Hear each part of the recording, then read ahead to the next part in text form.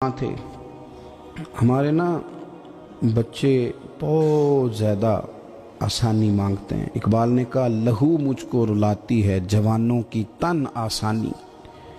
جب میں جوانوں کا مزاج دیکھتا ہوں نا کہ اتنے آرام پسند ہو گئے ہیں تو پھر میری آنکھوں سے لہو بہتا ہے۔ لہو مجھ کو رلاتی ہے جوانوں کی تن آسانی۔ ان کا وجود اتنا آسانی کا ماحول لینا چاہتا ہے، ذرا سی بھی کوئی تکلیف آپ دیکھ لیں، لائٹ بند ہو جائے تو مصیبت کھڑی ہو جاتی۔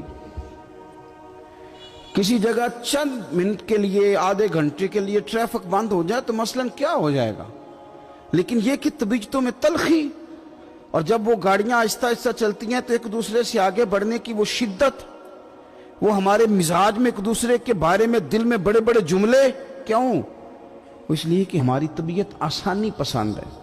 ذرا سی بھی کوئی رکاوٹ ہم نہیں برداشت کرتے، تھوڑی دیر کے لیے ٹھہرنا پڑ جائے ہمارے لیے بڑا مشکل کام ہے۔ آپ ہمیں ہماری مرضی کے خلاف کوئی بات کر دیں تو ہمیں بگڑا ہوا سمجھیں، ہماری طبیعت میں وہ آسانی ہے۔ یہ آسانیاں انسان کو پھر بڑے بڑے کام نہیں کرنے دیتی، پھر انسان کمزور پڑ جاتا ہے، پھر وہ کوئی کسی انقلابی تحریک کا کبھی حصہ نہیں بن سکتا۔ اگر وہ بڑی صلاحیت بھی رکھتا ہو تو وہ زندگی میں کوئی کارنامہ سر انجام نہیں دے پاتا، کیونکہ طبیعت میں آسانی آ گئی، اس کا مزاج ہی نہیں۔ جس بندے کو گرمی زیادہ لگتی ہے وہ کیسے آگے بڑھے گا؟ یہ سیٹھوں کے بیٹے، مالداروں کے بیٹے، پیروں کے بیٹے، بڑے بڑے جناب مشائخ کے صاحبزادگان، الا ماشاءاللہ، آگے نہ بڑھنے کی وجہ کیا ہے؟ صرف یہ ہے کہ طبیعت کا تقاضا یہ ہے کہ ایک آدمی نے رومال پکڑا ہے، دوسرے نے جوتا پکڑا ہے، تیسرا گاڑی کھول رہا ہے۔ جب آپ اس قدر زیادہ ان کو آسانیوں میں مبتلا کر دیتے ہیں، پھر ان کے لیے جہاد کرنا، میدان میں نکلنا ممکن نہیں رہتا، وہ عادی نہیں ہوتے۔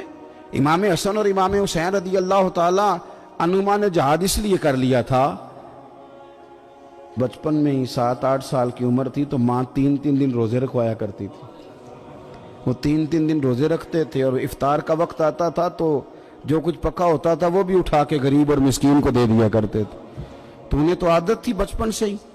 پھر اس لیے ایسا نہیں ہوتا کہ وہ کھانا نہیں پکا تو بچے نے موبائل توڑ دیا ہے، اس کی مرضی کا آج گھر کے اندر جو ہے وہ کھانے کا سامان موجود نہیں تھا تو اس نے ٹی وی توڑ دیا، اس طرح پھر نہیں ہوتا، پھر وہ گھر کا نقصان نہیں کرتا۔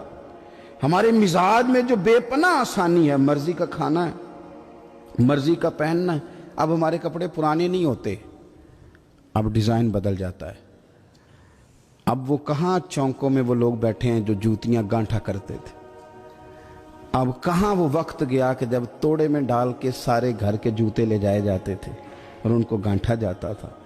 شادی کا موقع اور خاندان کی شادی کا موقع، لیکن گھر کے سب لوگ جوتا پالش کروا کے ڈالتے تھے، نیا نہیں خریدتے۔ اب تو جوتے پہننے کا موقع ہی نہیں آتا، اتنے جوتے پڑے ہوئے ہیں، کون سا چھوڑا جائے، کون سا پہنا جائے۔ یہ تن آسانی ہے، یہ غفلت میں مبتلا کر دیتی ہے۔ یہ غفلت میں میرے رسول کریم صلی اللہ تعالی علیہ وسلم رات کو آرام کرنے کے لیے تشریف لے گئے تو حضرت بلال حبشی رضی اللہ تعالیٰ عنہ فرماتے ہیں کہ کسی صحابی نے نا آج موٹا گدا لا کے دیا، کہا حضور کی پشت اتھر پر نا میں موٹے بان کی چارپائی کے نشان دیکھتا ہوں، تو یہ گدا آج میرے کریم کے نیچے بچھاؤ، یہ بستر آرام دے۔ حضرت بلال کہتے ہیں میرا بھی بڑے دنوں سے خیال تھا، میں نے وہ ڈبل کر کے نا بچھا دیا، حضور نے آرام کیا، میرے دل کو بڑی تسلی ہوئی۔ صبح محبوب تشریف لائے، فرمایا رات میرا بستر کس نے بچھایا تھا؟ عرض کی حضور میں نے بچھایا تھا۔ فرمایا اٹھا لو، آج کے بعد نہ بچھانا، مجھے تو نیند بڑی گہری آئی ہے، میرے کئی نفل رہ گئے۔ فرمایا میں تمہاری دنیا کے اندر آرام کرنے نہیں آیا، میں تو مسافر ہوں، اپنا وقت بتانے کے لیے آیا ہوں۔ تم نے یہ میرے لیے نیچے اتنا آرام دہ بستر کیوں بچھا دیا؟ حضور سید عالم صلی اللہ علیہ وسلم کے کمر پر موٹے بان کی چارپائی کے نشان دے کر حضرت عمر جیسا بندہ رو پڑا جو مزاجن سخت مزاج ہے، اور عرض کی حضور یہ آپ کی کیا کیفیت ہے؟ کیسر و کسرا اللہ کے دشمن اتنی آسانیوں میں اور آپ اس حال میں؟ تو حضور نے فرمایا عمر تم یہ پسند نہیں کرتے کہ دنیا میں تھوڑی سی مشکل برداشت کریں اور آخرت کی ساری عزتیں اللہ ہمیں ہی عطا فرمائے؟ فرمایا میں کچھ تمہاری دنیا سے کچھ حاصل کرنے نہیں آیا۔ میرے عزیز یہ نا تن آسانی سے تھوڑا بچیں۔ غفلت کی بنیادی وجہ یہ ہے ہم نے اپنی مرضی کا کھانا ہے، اپنی مرضی کا، یعنی بہت ساری چیزیں ایسے ہیں جن کو ہم ناپسند کرتے ہیں، حالانکہ سیدہ عائشہ صدیقہ رضی اللہ تعالیٰ عنہ فرماتی ہیں کھانا پک جاتا تھا، کریم نے کبھی نہیں فرمایا مجھے ناپسند، کبھی طبیعت نہ چاہتی تو چھوڑ دیتے تھے، لیکن کبھی ہم نے عیب نکالتے نہیں دیکھا۔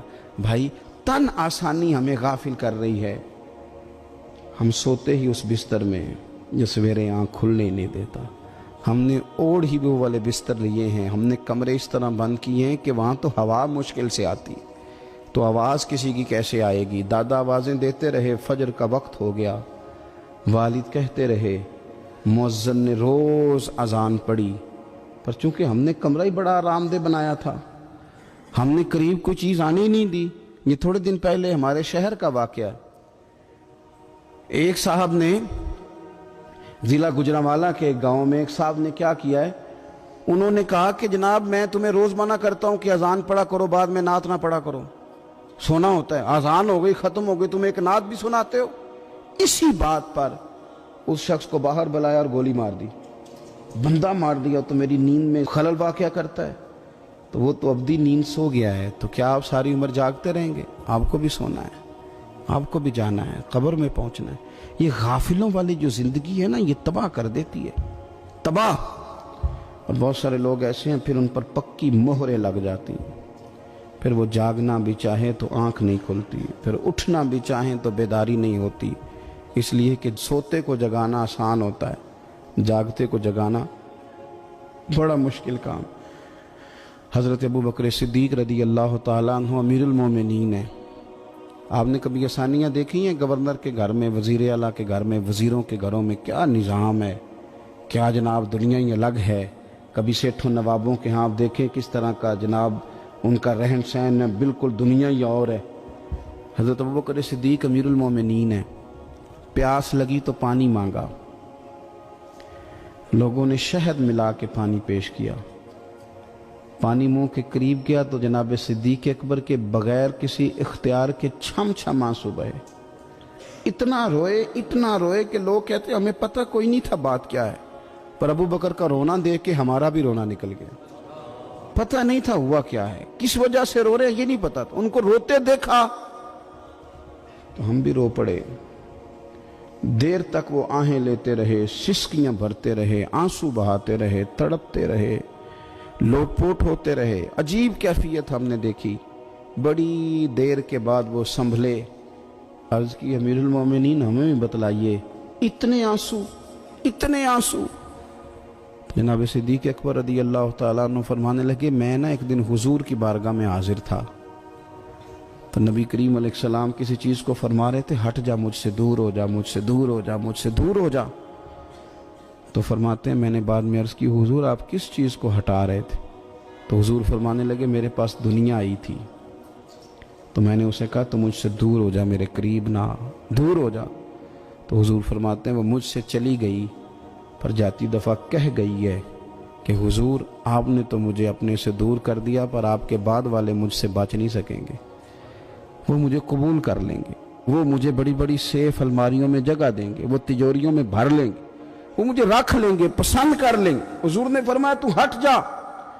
حضرت صدیق اکبر فرمانے لگے میں پانی مانگتا ہوں، مجھے شہد دیتے ہو، مجھے دنیا دار نہ کر دینا، مجھے اس آسانی میں مبتلا نہ کر دینا، مجھے ڈر لگتا ہے ان لوگوں میں نہ ہو جاؤں جن پر دنیا پھیلا دی گئی، پھر وہ اللہ کے ذکر سے غافل ہو گئے۔ بھائی کتنے دکھ کی بات ہے کہ کچھ لوگوں نے پچھلے رمضان شریف کو قرآن مجید کھولا تھا، یعنی ایک مہینے میں بھی ایک قرآن شریف ہم ختم نہیں کر پاتے۔ کیا ہم روز فون نہیں سنتے؟ کیا ہمارے پاس جو SMS آتے ہیں ان کے جواب نہیں دیتے؟ کیا ہم اپنی مرضی سے اپنی طبیعت کے مطابق نیند پوری نہیں کرتے؟ کیا ہفتے میں 1-2 دفعہ ہم باہر سے جا کے کھانا کھانے کا پلان نہیں کرتے؟ سارے کام ہم کر رہے ہیں، ٹائم نکل رہا ہے، دوستوں کے ساتھ ملاقاتیں ہو رہی ہیں، خوش گپیاں جاری، تو کیا وجہ ہے؟ قرآن پاک ہمارا مہینے میں 1 دفعہ ختم کیوں نہیں ہوتا؟ درود پاک کی مجالس ہم قائم کیوں نہیں کرتے؟ ہم کیوں نہیں اپنے آپ کو تھوڑا سا وقت دیتے؟ کیوں نہیں ہم اپنی روحانی زندگی کو آباد کرنے کے لیے تھوڑا سا آگے بڑھتے؟ کیوں نہیں وظائف پابندی سے پڑھتے؟ کیوں فجر سے تھوڑا پہلے ہماری آنکھ نہیں کھلتی؟ غافلوں والی زندگی نہ گزارے، ورنہ یاد رکھیں ہماری آنکھ اس وقت کھلتی ہے جب آنکھ بند ہونے کا وقت آ جاتا ہے۔